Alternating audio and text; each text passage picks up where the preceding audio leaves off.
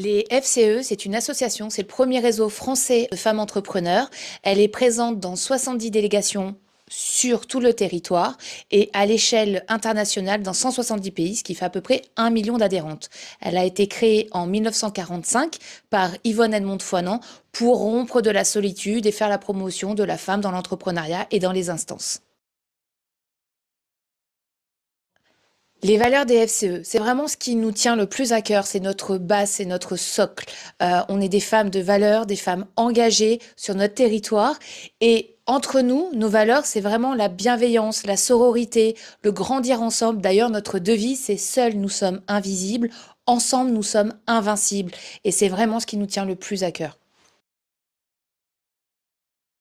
Pour être femme chef d'entreprise, pour être au FCE France, il faut être propriétaire de sa société, être inscrite au CABIS ou à minima avoir 10% des parts d'une société. Ça s'adresse à un public large, il n'y a pas de corporation spécifique.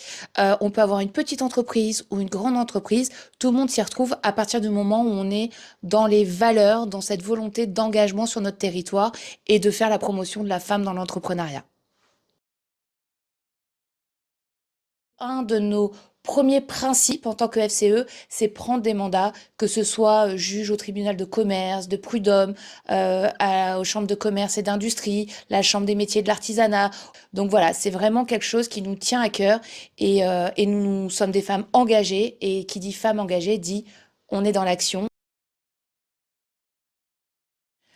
Donc, comment s'organise une année au sein des FCE?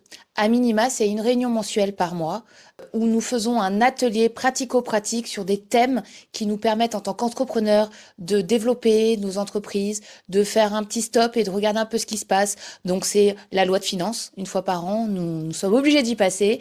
Ça peut être sur le leadership, ça peut être sur la gestion vie privée, vie professionnelle de la femme entrepreneur, des thèmes très variés et qui nous permettent vraiment de grandir et puis d'avoir un thème sur lequel on peut échanger de nos bonnes pratiques, de ce qui est fait dans nos entreprises et de s'appuyer encore une fois sur les expériences des unes et des autres.